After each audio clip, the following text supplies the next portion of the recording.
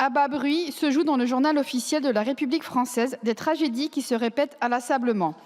Le verdict tombe, favorable pour certains, causant le désespoir pour de nombreux autres.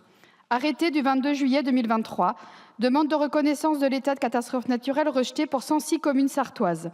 3 août 2024, même fin de non-recevoir pour 111 communes du département.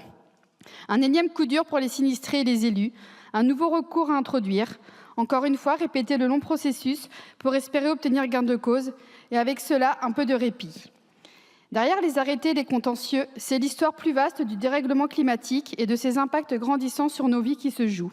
Il y a les catastrophes que nous observons avec effarement à la télévision, inondations au Pakistan ou en Espagne plus récemment, celles que nous voyons dans nos circonscriptions, sécheresse de l'été 2022, inondations dans le Pas-de-Calais et le Nord, tempête Kirk en octobre dernier. Et il y a les catastrophes moins brillantes, vécues par les sinistrés qui voient les murs de leurs maisons construites sur des sols argileux se lézarder au gré des mouvements de terrain qui suivent les épisodes de sécheresse et de réhydratation des sols. Près de la moitié du territoire métropolitain est en zone d'exposition, forte ou moyenne, au risque de RGA.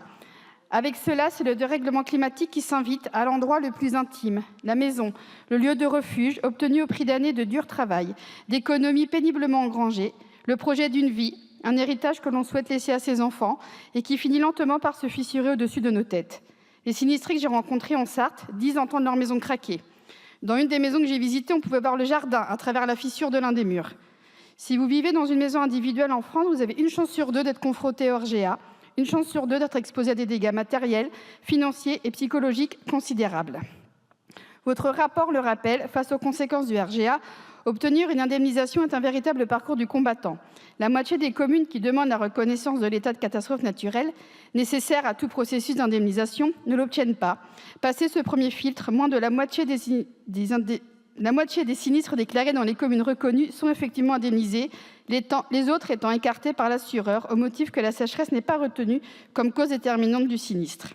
Pour une part substantielle des sinistres, les seuls travaux financés seront peu coûteux, augmentant le risque de nouveaux sinistres par la suite. Le rapport de Mmes Rousseau et Marceau décortique avec précision le régime CatNat. Il montre en quoi les critères de reconnaissance ne sont pas adaptés à l'évolution lente du RGA. Il pointe avec précision les risques qui pèsent sur le financement du régime CatNat alors que les sécheresses se multiplient. Selon une étude de la Caisse centrale de réassurance, le coût moyen annuel de la sécheresse dans 30 ans sera de 783 millions d'euros. Sans action résolue, fondée sur les principes de solidarité et d'universalité, ce sont des milliers de citoyens que nous laisserions aujourd'hui de côté et potentiellement des millions d'autres dans les années à venir. En 2023, l'Assemblée avait pris un engagement fort en votant de manière transpartisane la proposition de loi portée par Sandrine Rousseau. Une PPL appuyée sur le rapport du CEC qui, en modifiant les critères de reconnaissance de l'état de catastrophe naturelle et en reconnaissant l'aggravation d'une fissure comme un événement nouveau ouvrant droit à indemnisation, permet de mieux prendre en compte le caractère unique, évolutif du RGA. Une PPL qui rééquilibre les relations entre sinistrés et assurance en instaurant une présomption réfragable selon laquelle tout dommage dans une commune reconnue en CatNat a pour cause déterminante le RGA. Une PPL qui permet également de rétablir la confiance et la transparence en réglementant les métiers RGA. Il est donc déplorable que le Sénat, au lieu d'enrichir cette proposition de loi conçue avec les sinistrés, ait décidé de purement et simplement la rejeter. Le Sénat a certes adopté la proposition de loi de Mme Christine Lavarde, cependant plus axée sur le financement du régime CatNat et beaucoup moins sur l'indemnisation des assurés. Si elle contient quelques avancées, comme une protection contre les doubles franchises pour les assurés ou des mesures pour améliorer la transparence et l'indépendance de l'expertise, elle laisse de nombreuses questions sans réponse, notamment celle de la réforme des critères de reconnaissance. Jusqu'ici, les gouvernements successifs n'ont en réalité porté que peu de cas au sujet, en témoigne l'absence de ministre de plein droit dans l'hémicycle aujourd'hui.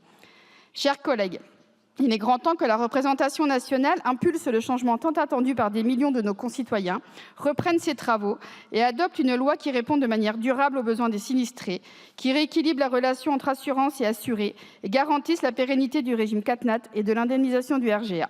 L'État doit être le moteur de l'action face aux impacts du dérèglement climatique. Il y a urgence à agir.